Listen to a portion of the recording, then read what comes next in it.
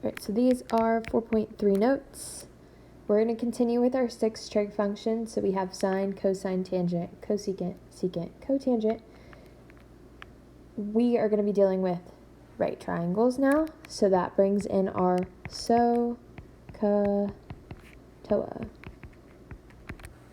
where we have an angle theta, and we're going to have to find the sine, either the sine, the cosine, or tangent, and according to that theta, we'll have the side opposite, the side adjacent, and then the hypotenuse. And then just like cosecant is the reciprocal of sine, so instead of sine being opposite over hypotenuse, cosecant would be hypotenuse over opposite. And then secant would be hypotenuse over adjacent, and cotangent would be adjacent over opposite. So it's just the reciprocals of all 3 of our trig functions. So one thing that we have to note from this page is that theta has to be greater than 0 and less than 90. So in our triangle, we're always going to have some angle theta here. That's the angle that we are dealing with. And we'll have a right angle. You can never take the sine, cosine, tangent of this right angle. That will not work. It always has to be less than 90, so the right angle can't do your trig functions with that. It has to be one of your acute angles, so that'll either be this angle here or it'll be an angle up here, but it'll always tell you which angle you need to look at by telling you that that one's theta. Here we have our definitions of our trig functions. So again, you can remember this easily by SOHCAHTOA. So sine is opposite over hypotenuse, cosine adjacent over hypotenuse, and tangent opposite over adjacent. And then you have the reciprocals of each. So this brings us to our first example. So our theta is down here, and we have to find our 6 trig functions. We have sine of theta, cosine theta, tangent theta, cosecant theta, secant theta, and cotangent theta. So we have 2 sides of our triangle. According to theta down below, 4 would be our opposite, and that would make 3 adjacent. And we have to find our hypotenuse. So one way we can find our hypotenuse is Pythagorean theorem. So we have 4 squared plus 3 squared is equal to, I'm going to call my hypotenuse just h squared. Then we solve. 4 squared is 16, plus 9 is equal to h squared. 25 is equal to h squared. Take the square root of both sides. Now if you remember, whenever we take the square root of both sides, it's plus or minus, but you can't have a negative length. So negative 5 would not work, so it's only 5. So our hypotenuse is 5. So according to SOHCAHTOA, sine is opposite over hypotenuse. So opposite of theta would be 4, and our hypotenuse is 5. Cosine is adjacent over hypotenuse. So adjacent is 3, hypotenuse is 5. Tangent, opposite over adjacent. So opposite is 4, adjacent is 3. And then our reciprocal functions, we can just flip the ones that they pair with. So sine goes with cosecant. So instead of 4 over 5, it's 5 over 4. Cosine goes with secant. So instead of 3 over 5, it would be 5 over 3. And then cotangent goes with tangent. So instead of 4 over 3, it would be 3 over 4. This page is just a spot for the solutions that we just did on the last one. Alright, so on this page, we have 2 more examples of the same thing we just did. So remember, it is SOHCAHTOA. So sine is opposite over adjacent. Here, our theta's down here, so opposite would be 5. So I always like to label which one's which, just so when I'm plugging everything in, I don't get confused. So opposite would be 5, 2 would be adjacent, and 6 would be the hypotenuse, or square root 6 is the hypotenuse. So sine is opposite over hypotenuse, so 5 over square root 6, and just like we had to do before, you have to rationalize. So multiply the top and the bottom by square root 6. So here I have 5 square root 6 over 6. I can't simplify this anymore, so that is my answer. Cosine is adjacent over hypotenuse, so that would be 2 over square root 6. Again, I have to rationalize, so multiply the top and the bottom by square root 6. So 2 square root 6 over 6. I can simplify here because the top and the bottom are divisible by 2. So square root 6 over 3.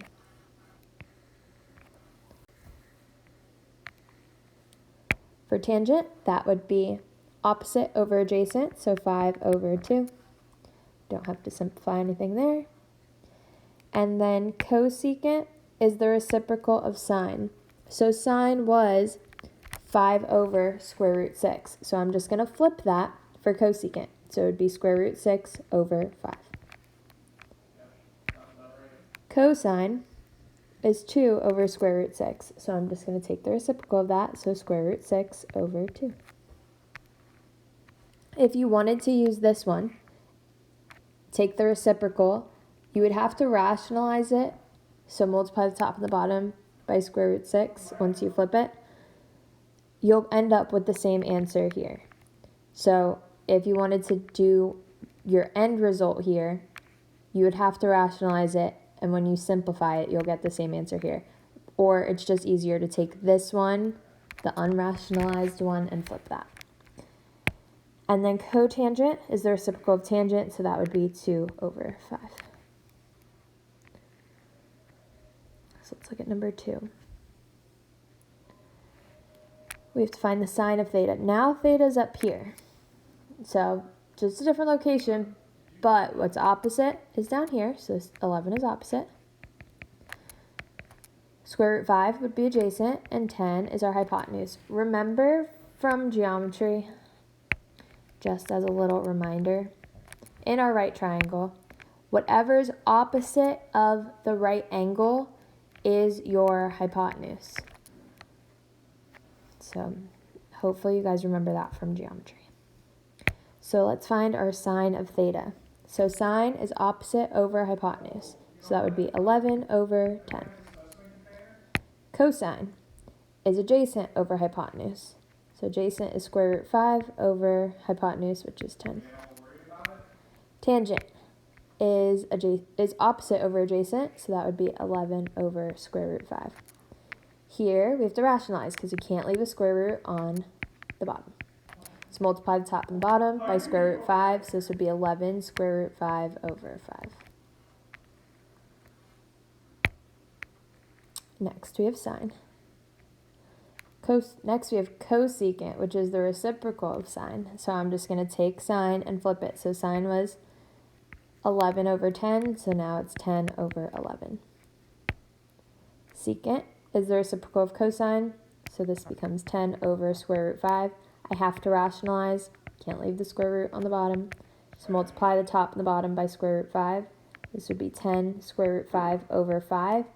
You have to simplify your fractions. So 5 goes into 10 twice, this would be 2 square root 5.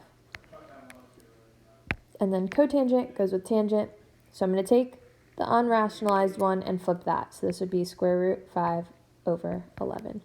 Again, you could take the rationalized one, flip it, rationalize it again, you'll get the same answer. So these are 6 trig functions. All right, in our next 2 examples, they're a little bit different because it gives us 1 trig function, we have to find the 5 other ones. So helps if you draw your right triangle. So here's a right triangle. It doesn't matter if you put theta down below or up high, just make sure you identify where your theta is. For SOHCAHTOA, cosine is adjacent over hypotenuse. So since we're dealing with cosine here, this is adjacent and this is our hypotenuse. So to theta, next to our theta is 5. Our hypotenuse would be 8. Now we have to find what's opposite. One way we can find what's opposite is Pythagorean theorem. So we have 5 squared plus, I'm just going to call this x, so x squared is equal to 8 squared. So 25 plus x squared is equal to 64. Subtract 25 on both sides. X squared is equal to 39. Take the square root. So x is equal to the square root of 39. Always double check to see if you can simplify your square root. So 2 factors of 39 would be 3 and 13. So no perfect squares, it would just be square root 39. So that is our opposite here, square root 39. Now we need to find our 5 other trig functions. So I have sine of theta. Sine is opposite over adjacent. So this is opposite, this is adjacent, this is our hypotenuse. So opposite would be square root 39 over hypotenuse 8. Cosine was already given to us here. That's 5 over 8. So then let's find our tangent. Tangent is opposite over adjacent, so that would be square root 39 over 5. Then we have cosecant, which is the reciprocal of sine. So instead of square root 39 over 8, this would be 8 over square root 39. We have to rationalize, so multiply the top and the bottom by square root 39. So this would be 8 square root 39 over 39. Next, we have cosecant. Nope, just secant. That one was cosecant. Secant is the reciprocal of cosine. Cosine was 5 over 8, so flip it, we get 8 over 5. And then lastly is cotangent. Cotangent is the reciprocal of tangent. So instead of square root 39 over 5, this would be 5 over square root 39. Rationalize. So 5 square root 39 over 39. Those are 5 other trig functions. All right, let's do the same thing for number 4. So first thing we want to do is draw our right triangle. I'm going to say my theta is down here. Cotangent. Cotangent is the reciprocal of tangent. So if tangent's opposite over adjacent, cotangent would be adjacent over opposite. So 7 is adjacent over opposite. If you have a whole number, remember it's like saying 7 over 1. So adjacent is 7, opposite is 1. So according to our theta, opposite would be over here. So 1, that's our opposite. Adjacent's right next to it, so 7 is our adjacent. And then we have to do Pythagorean theorem to find our hypotenuse. One thing I want to point out is notice in the last one where I did Pythagorean theorem and I added 5 squared plus x squared. So remember, you always have to add the legs and it's equal to the hypotenuse. So just, again, little reminder from geometry. Hopefully you guys remember that, but just in case, you always add the legs squared, and that's equal to the hypotenuse squared. So here we'd have 1 squared plus 7 squared is equal to, let's call this h squared, because that's our hypotenuse. So 1 plus 49 is equal to h squared. 50 is equal to h squared. Take the square root. So our hypotenuse is the square root of 50. Let's see if we can simplify. 50 breaks down into 5 and 10. 10 breaks down into 5 and 2. So if I have a pair, that comes out of my square root as a whole number, and whatever is not in a pair stays on the inside. So this would be 5 square root 2 for my hypotenuse. So 5 square root 2. Now I can find my 5 other trig functions. So for sine. Sine is opposite over hypotenuse. So that would be 1 over 5 square root 2. Now I need to rationalize. So even though I have a number down here, I can still rationalize. Just multiply whatever your radical is to the top and to the bottom. So here I would have square root 2 over 5 times square root 2 times square root 2, square root 2 times square root 2 becomes 2, so this is 5 times 2. So this would be square root 2 over 10. Next, I need my cosine. Cosine is adjacent over hypotenuse. So this is 7 over 5 square root 2. Multiply the top and the bottom by square root 2. 7 square root 2 over this becomes 2, so 5 times 2 is 10. Always check to make sure if you can simplify. I can't simplify 7 over 10, so I'm good there. Next, I have tangent. Tangent is the reciprocal of cotangent, which I know is here. So instead of 7 over 1, it would be 1 over 7. Or you could just do opposite over adjacent. So opposite's 1, adjacent 7, 1 over 7. Next, I have sine. So 1 over 5 square root 2 is what I'm going to flip. So it's always easiest just to flip the unrationalized one. So this would be 5 square root 2 over 1, which simplifies to 5 square root 2. Always simplify if you can. And then lastly, we have secant. Oh, this one was not sine. This one was the reciprocal of it, which was cosecant. CSC, cosecant. Lastly, we have secant, which is the reciprocal of cosine, but I'm going to take the unrationalized one and flip that. So 5 square root 2 over 7. So those are my 5 other trig functions. All right, on the next slide, we have our special right triangle trig functions here.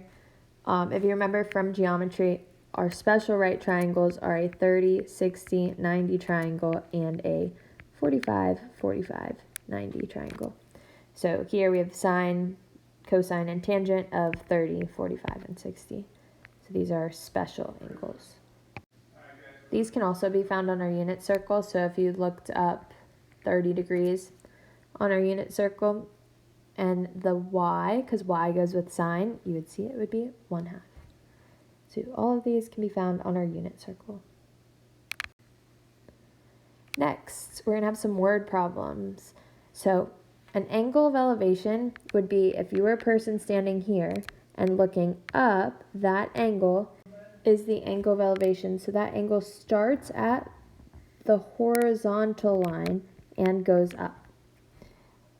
Our angle of depression starts at the horizontal line and goes down. So if you were standing here, the horizontal line down would be your angle of depression. The horizontal line up is your angle of elevation. So this will come in handy for your word problems on the next couple slides.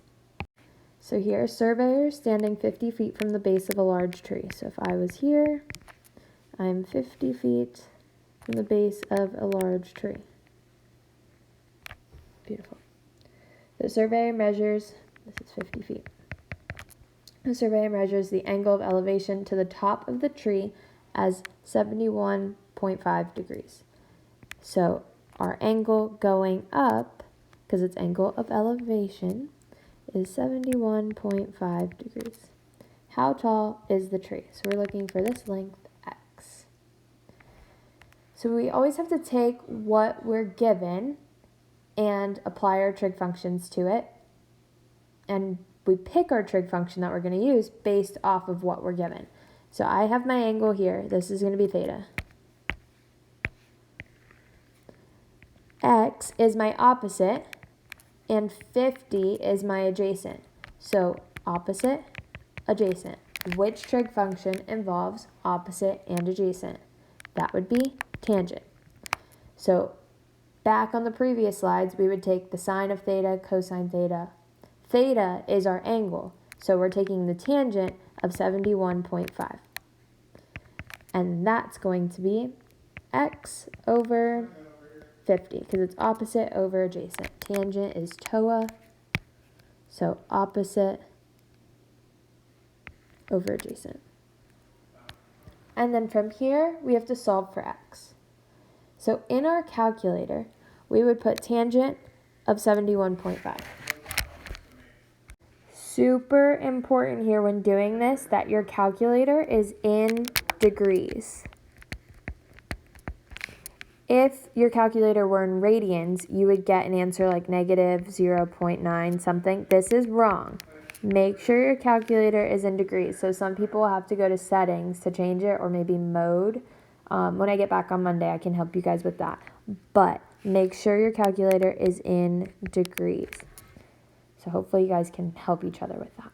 So if you take the tangent of 71.5 and your calculator is in degrees, you will get 2.988. So 2.988, and then it keeps going, but we're going to leave it in our calculator, is equal to x over 50. I'm solving for x, so I'm going to multiply both sides by 50. So it'll cancel out here. So I get x is equal to 50 times 2.988. So times 50, that gives us 149.43. And then our measurement is in feet, so this would be feet. And that's our answer. So the height of the tree is 149.43 feet. All right, for the next one, a large apartment building in New York City stands 135 feet tall. So this is our apartment building. It is 135 feet tall. The angle of elevation measured from the base of a fire hydrant on the sidewalk below is 37 degrees. So if I were a fire hydrant here, see if I can draw one. Oh, that's not too bad. The angle of elevation, so we're going horizontally up for my angle of elevation. This is 37 degrees. How far is the fire hydrant from the base of the building? So fire hydrant to the building would be this distance down here, which is x. So from my angle here, 135 would be opposite, and x is next to it, so that's adjacent. This is my right angle, so that would mean this is the hypotenuse. But here, I only have the opposite, and I'm trying to find the adjacent. So I would have to use tangent again. So the tangent of 37 is equal to 135 over x. Now I want to solve for x. So what I'm going to do is cross multiply x on both sides because x is on the bottom here. So I can't just multiply both sides by 135. It doesn't work. You have to cross multiply first. So you get x times tangent of 37 is equal to 135. Then divide by tangent of 37. So x is going to be 135 divided by tangent of 37. So put this into your calculator. I'm using my phone calculator, so I have to do it one step at a time. So 37 tangent would be 0.753554, and 135 divided by that would be